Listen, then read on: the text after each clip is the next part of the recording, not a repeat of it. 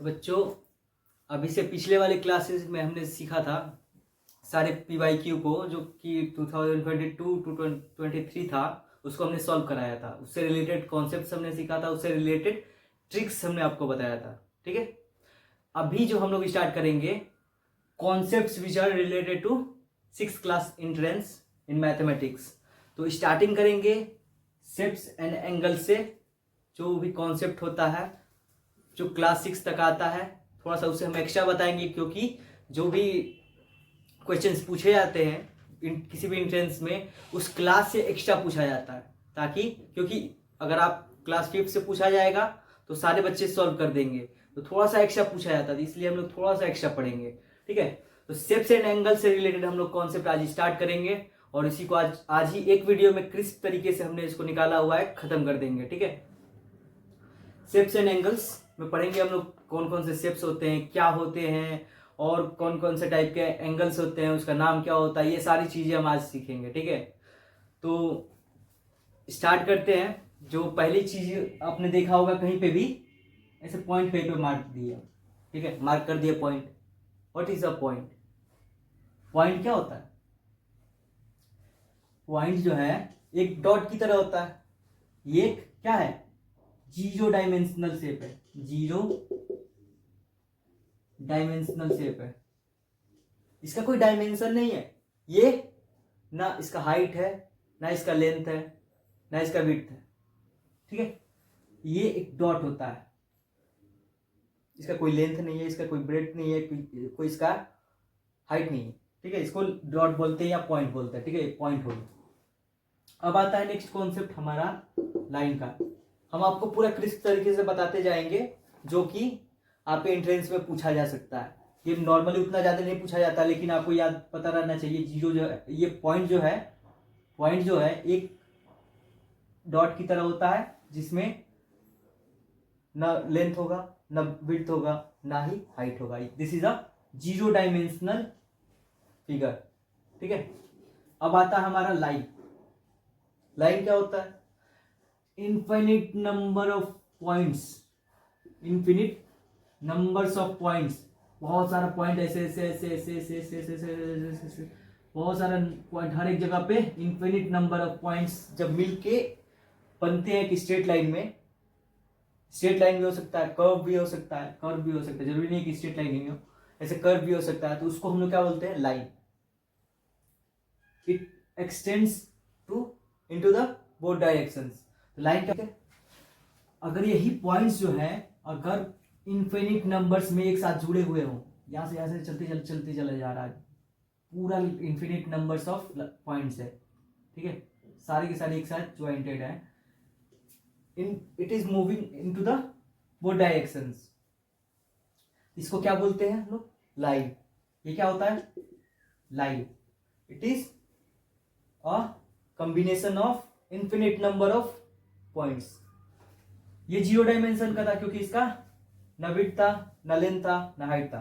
यहां पर देखो इसका लेंथ है, यानी कि एक डायमेंशन है इसका। ये कितने डायमेंशन का हो जाएगा? 1 डायमेंशन का। इसको नॉर्मली तुम लोग ऐसे 1D देखते होगे। ठीक है, लाइन में देखो, लाइन में भी कई तरीके के हो जाएंगे। एक होता है तुम्हारा रे, एक हो जाता है लाइन सेगमेंट। ठीक है, लाइन सेगमेंट। रे क्या होता है?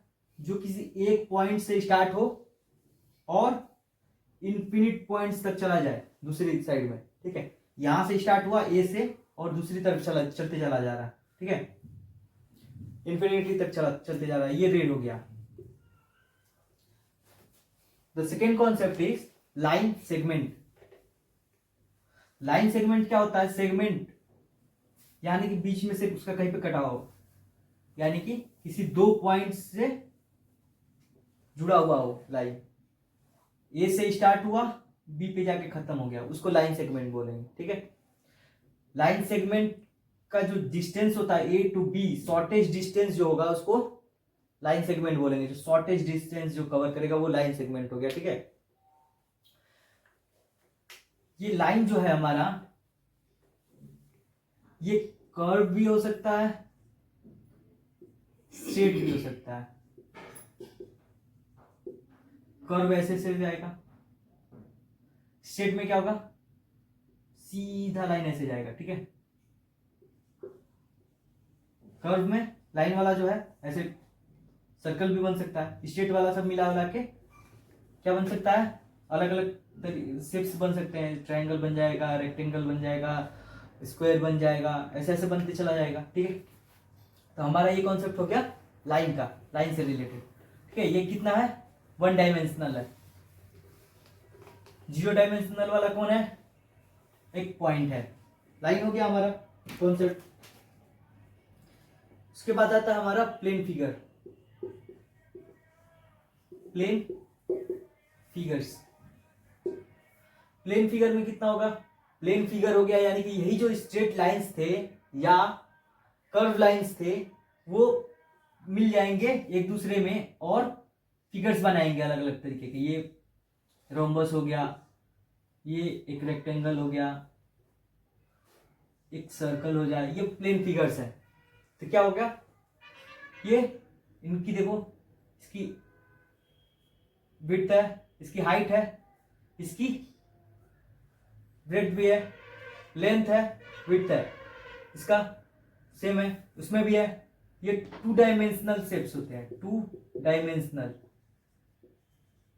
डायमेंशनल फिगर्स है।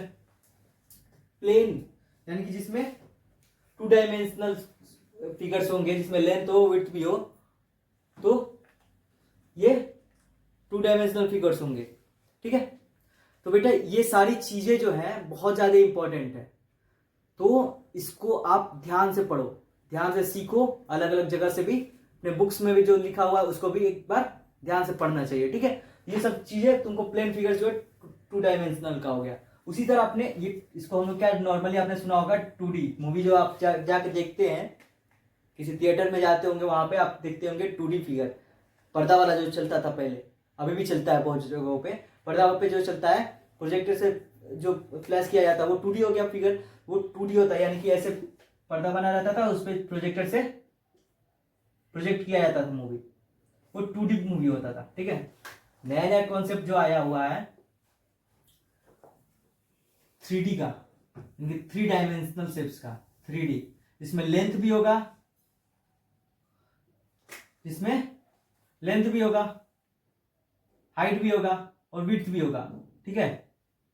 ऐसे ऐसे ये 3D फिगर्स हो जाएंगे, ठीक है।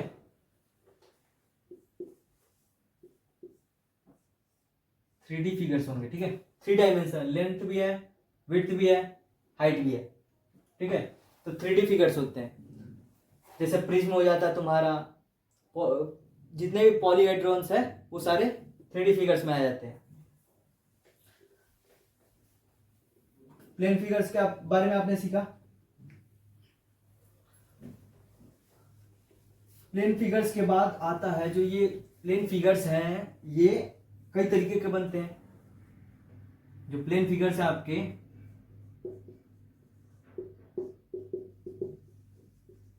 प्लेन फिगर्स जो है, एक तो मान लो कि उसमें कोई साइड नहीं है, नो साइड, जैसे कि एक सर्कल, ये सर्कल हो गया, ठीक है। उसके बाद आता है जिसमें दो, कोई भी प्लेन फिगर जो होगा उसमें एटलीस्ट 3 साइड्स रहना चाहिए, तभी वो ट्राइंगल बनेगा, एक ट्राइंगल बनेगा। क्या दो लाइंस का, किसी 2 लाइन सेगमेंट से जुड़ के कोई प्लेन फिगर बन सकता है? वो क्लोज नहीं हो पाएगा। देखो ऐसे बन जाएगा, क्लोज नहीं हो रहा है। क्लोज का मतलब क्या हुआ, ये बंद रहे, ये जैसे बंद है, ये देखो क्लोज है, कोई जगह जो इसका स्टार्टिंग पॉइंट है लास्ट पॉइंट से मिला हुआ का कुछ भी खुला हुआ ओपन नहीं है, ठीक है। ओपन फिगर क्या होता है, जिसमें पूरा लाइंस, जो लाइन सेगमेंट्स जो चारों तरफ से ज्वाइंटेड नहीं है, ठीक है, ये ओपन फिगर हो गया। तो अगर 2 लाइन होगा तो उसका ओपन फिगर बनेगा। हमें क्या पता करना है, प्लेन फिगर्स वाले में हम लोग पढ़ रहे हैं जो क्लोज फिगर होंगे। प्लेन यहां पे लिख लो ऊपर क्लोज फिगर, ठीक है। तो 3 से जो जिसमें 3 साइड से जो बना होगा वो ट्राइंगल हो गया, जिसमें 3 साइड है। इसमें 4 साइड बना हो उसको हम लोग बोलते हैं क्वाड। उसके बाद क्वाड्रिलेटरल, ठीक है। इसमें 5 साइड हो उसको हम लोग बोलते हैं पेंटागन। इसमें 6 साइड होगा उसको हम लोग बोलते हैं हेक्सागन। पॉलीगॉन्स के ये सब एग्जांपल्स हैं। Hexagon, triangle, quadrilateral, pentagon, hexagon, heptagon माने 7, ऑक्टा माने 8, ऑक्टागन हो जाएगा। उसके बाद डेकागन हो जाएगा, नोनागन हो गया 9, डेकागन हो गया 10। तो ऐसे ऐसे ये सब पॉलीगॉन्स के एग्जांपल है, ठीक है। तो इसमें भी है ये 4 जो हम लोगों ने क्वाड्रिलेटरल पढ़ा जिसमें 4 साइड होगा। तो 4 साइड वाले में इसमें यानी कि 4 साइड है, ठीक है। ऐसे ऐसे ऐसे 4 साइड है, ठीक है।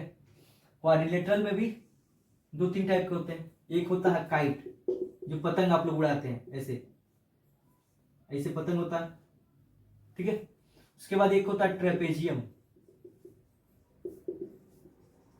काइट में क्या होता है, ये वाला साइड इसके इक्वल होगा, यानी कि एडजेसेंट साइड्स आर इक्वल, ये वाला साइड इसके इक्वल हो जाएगा। इसका जो डायगोनल होगा ये एक दूसरे को 90 डिग्री पे कट करेगा, ठीक है। ट्रेपेजियम जिसमें कि 1 pair of opposite sides are parallel, ये वाला इसके इक्वल होगा, ये इसके पैरेलल होगा, ठीक है। नाउ ये, ठीक है, जो ट्रेपेजियम हो गया। उसके बाद एक आता है पैरेललोग्राम का। ये कॉन्सेप्ट आता है पैरेललोग्राम का, ठीक है। तो पैरेललोग्राम जो होता है ये भी कई प्रकार के होते हैं। ये एक हो गया रेक्टेंगल, एक हो गया रोम्बस, ठीक है। ये सारी चीजें आपको बहुत ध्यान से पढ़ना है क्योंकि इनसे रिलेटेड क्वेश्चंस जो है हर बार एंट्रेंस में पूछा जाता है, ठीक है। तो ये सारी चीजों को बहुत ध्यान से देखना है, इसका नोट्स बनाना है और कॉन्सेप्ट को रटते रहना है, पढ़ते रहना है, ठीक से उसको सीखते रहना है। तो रेक्टेंगल कैसा होता है, जिसका opposite sides are parallel and equal. इसका ये वाला साइड इसके इक्वल होगा एंड पैरेलल होगा, ये वाला इसके साइड इक्वल होगा पैरेलल होगा। रोम्बस में क्या होता है, ऐसे होता है रोम्बस। इसमें भी क्या होगा, these sides are parallel and equal, these sides are equal and parallel। लेकिन इसमें क्या, रोम्बस में क्या होता है, चारों साइड्स पैरेलल होते हैं, चारों साइड्स दूसरे के इक्वल होते हैं रोम्बस में, ठीक है। ये वाला इसके पैरेलल हो गया, ये वाला इसके पैरेलल हो गया, ये चारों साइड से एक दूसरे से इक्वल होते हैं। इसमें क्या होता है रेक्टेंगल में, opposite sides are equal and parallel, दोनों इक्वल एंड पैरेलल है, दोनों पेयर, ठीक है। अब इन्हीं दोनों अगर मिला दिया जाए जो प्रॉपर्टीज है, यानी कि opposite sides are parallel and equal, इसका जो एंगल बनता है, हर एक एंगल जो है 90 डिग्री का बनता है। ये देखो पूरा सीधा सीधा बना हुआ 90 डिग्री पे बनता है, ये ऐसे।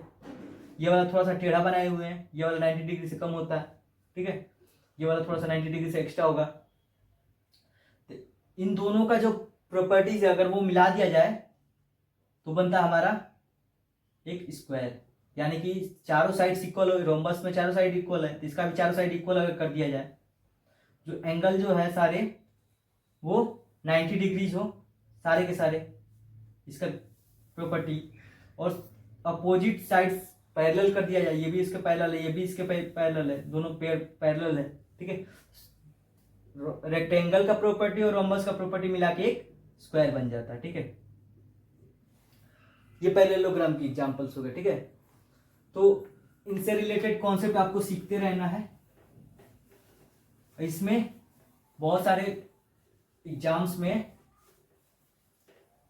आपके जितने भी एंट्रेंस एग्जाम्स होंगे उसमें आपको जो क्वेश्चंस पूछेगा इससे रिलेटेड वो पूछेगा आपको, मान लो कि रेक्टेंगल से रिलेटेड क्या पूछेगा, रेक्टेंगल्स में पूछेगा आपका पेरीमीटर पूछेगा। पहला जो है कॉन्सेप्ट पूछेगा पेरीमीटर का कॉन्सेप्ट पूछेगा। दूसरा वाला जो पूछेगा एरिया पूछ देगा, 6 क्लास तक बस एरिया पूछेगा, उससे ज्यादा पूछेगा नहीं। उसके बाद आपका स्क्वायर से पूछेगा, क्या पूछेगा, पेरीमीटर पूछ देगा।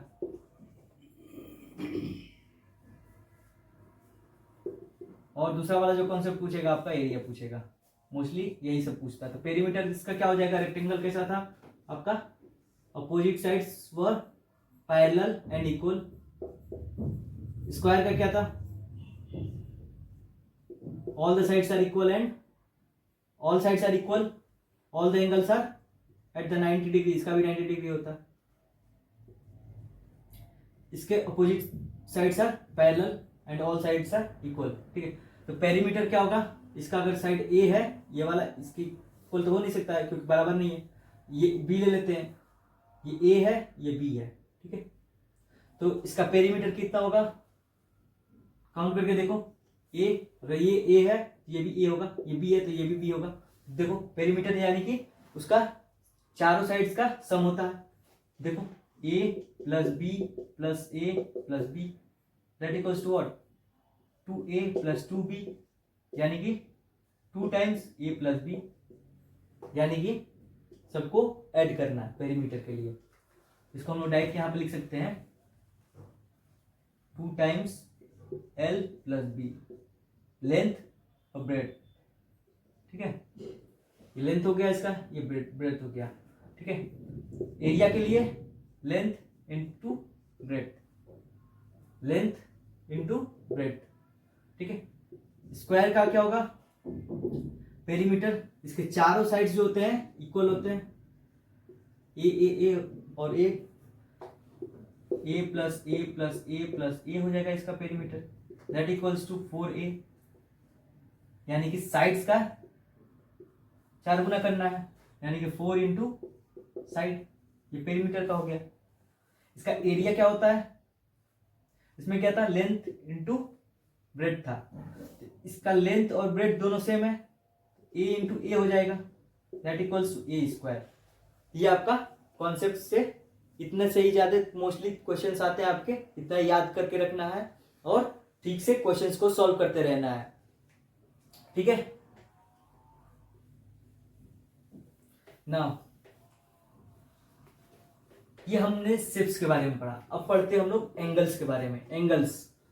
एंगल्स जो होते हैं उनके बारे में पढ़ते हैं। एंगल्स देखो, ये लाइन हो गया, ऐसे आपने बना दिया,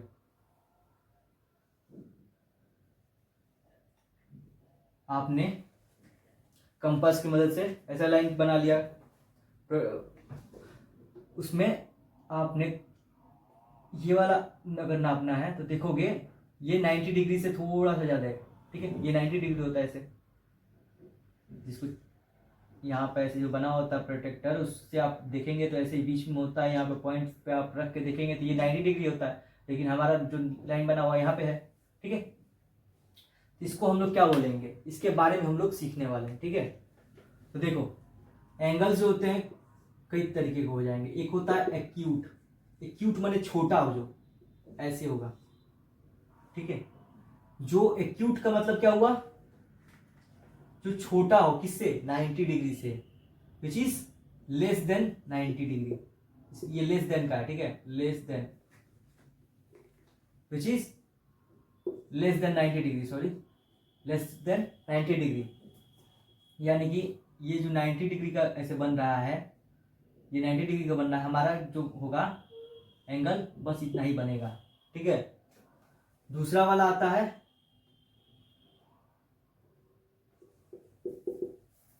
राइट एंगल,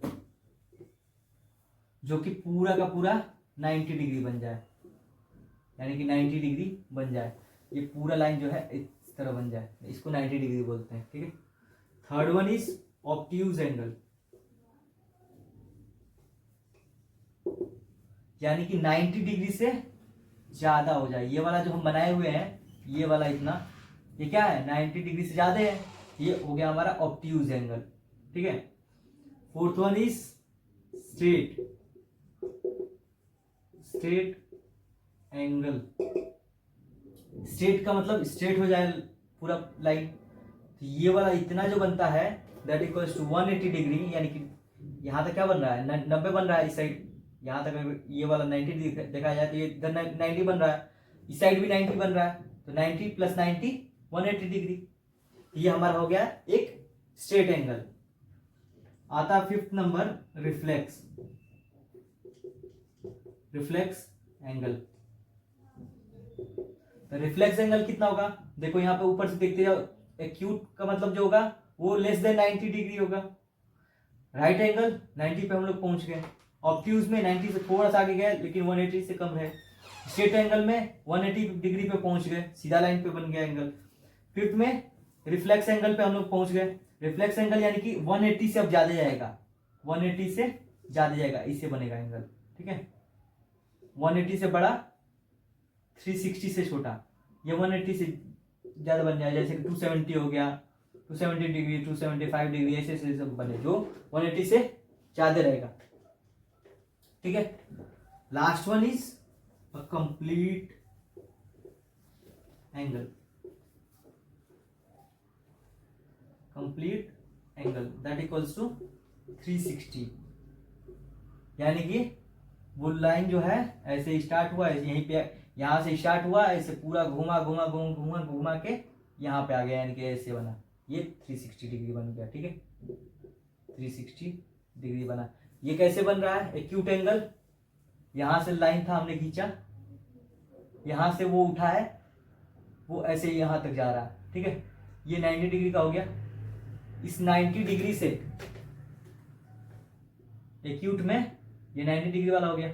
90 डिग्री से कम जो भी एंगल है वो एक्यूट एंगल होगा। यहां तक 89 तक आते आते 89 पॉइंट समथिंग समथिंग समथिंग जाएगा, वहां तक वो एक्यूट एंगल है। ठीक है, यहां तक, यहां लास्ट तक जो जाएगा वो एक्यूट एंगल में जाएगा। यहां तक इधर से चल रहा है, एंटी क्लॉकवाइज जा रहा है। क्लॉकवाइज क्या होता है, जो ऐसे घड़ी की तरफ मूव करे, इधर साइड में मूव करे, घड़ी की सुई किधर मूव करती है, इस साइड में मूव करती है। एंटी क्लॉकवाइज क्या होता है, इसका उल्टा जाए, इस साइड में जाए, इधर साइड में मूव कर रहा है। ठीक है, राइट, अगर वही घूमते घूमते 89 पॉइंट समथिंग समथिंग से 90 पहुंच गया, 90 पहुंच गया तो उसको हम लोग बोलेंगे राइट एंगल। उसके बाद आता है ऑब्ट्यूज एंगल, जो 90 से थोड़ा सा एक्स्ट्रा बढ़ते चला जाए और 180 से छोटा रहे, उसको ऑब्ट्यूज एंगल बोलेंगे। ठीक है, बस इतना ही पढ़ेंगे हम लोग, और तो ज्यादा से ज्यादा हमारा 3 से 4 मिनट लगेगा और। ठीक है, देखो ऑब्ट्यूज एंगल में क्या हुआ, 90 डिग्री से थोड़ा सा ज्यादा चलता चला जाए लेकिन 180 से कम रहे, तो उसको हम लोग क्या बोलेंगे, ऑब्ट्यूज एंगल। यानी कि यहां से चला 90 डिग्री से, ये 180 से थोड़ा सा कम रहा, यानी कि 179 पॉइंट समथिंग समथिंग तक जा सकता है। उसके बाद वो ऑब्ट्यूज एंगल हो जाएगा। स्ट्रेट एंगल क्या होगा, लाइन सीधा चला गया, एक स्ट्रेट लाइन पे जो हम लोग एंगल बना है वो स्ट्रेट एंगल हो गया। उसके बाद रिफ्लेक्स एंगल 180 से थोड़ा सा, तो रिफ्लेक्स एंगल में 180 से बढ़ते चला जाए और 360 से कम हो जाए, तो उसको यानी कि 360 से थोड़ा सा कम, यानी कि 359 पॉइंट समथिंग तक रहे तो उसको रिफ्लेक्स एंगल में गिनेंगे। ठीक है, last one is complex angle, यानी कि वो पूरा एंगल घूमे, यानी कि यहां से स्टार्ट हुआ और ये पूरा घूमते घूमते 360 तक पहुंच गया, उसको हम लोग 360 डिग्री बोलेंगे। ठीक है, ये हमारा कॉन्सेप्ट था एंगल्स एंड शेप्स से रिलेटेड। ठीक है, स्टार्ट कर दीजिए यार, रुको रुको। तो बच्चों यहां तक हमने एंगल्स एंड शेप्स के बारे में सीखा। ठीक है, डिफरेंट टाइप्स ऑफ एंगल्स के बारे में सीखा, डिफरेंट टाइप्स ऑफ शेप्स के बारे में हमने सीखा, पेंटागन क्या होता है, ट्रायंगल्स क्या होते हैं, ट्रेपेजियम कैसा होता है, ये सब चीजें हमने सीख लिया। रेक्टेंगल क्या होता है, स्क्वायर क्या होता है। तो बच्चों इस क्लास में हमने सीखा different types of shapes and angles. Shape से रिलेटेड जितने भी कॉन्सेप्ट होते हैं उसके बारे में हमने सीखा, जैसे कि rectangle, circle, square, trapezium, prism क्या होता है, 2D क्या होता है, पॉइंट क्या होता है, लाइन सेगमेंट्स क्या होते हैं, उसके बारे में हमने सीखा। एंगल्स भी कितने टाइप्स के होते हैं, reflex angle, obtuse angle, acute angle, वो सारी चीज़ें हमने सीख लिया। ठीक है, उससे रिलेटेड कॉन्सेप्ट हमने सीखा। रेक्टेंगल और स्क्वायर का फॉर्मूला जो पूछा जाता है, एरिया का, पेरीमीटर का मोस्टली क्वेश्चंस में पूछा जाता है, उसके बाद उसको भी हमने सीख लिया। ठीक है, तो ये सारी चीज़ें जो होती हैं ये आपके एंट्रेंस एग्जाम में क्लास 6 के मोस्ट प्रोबेबली आती रहती है। तो ये सारी चीज़ें सीख के आपको जाना है, इसको प्रैक्टिस करके जाना है, और अगले वाले वीडियो में हम लोग नए कॉन्सेप्ट के साथ मिलेंगे। तब तक के लिए देखते रहिए जीएस विथ नमाज, and please like and subscribe. और वो जो बटन बना हुआ है, बेल आइकन बना हुआ, उसको ज़रूर दबाएं ताकि उस पर आपको नोटिफिकेशन भी मिलता रहे। तब तक के लिए खुदा हाफिज़।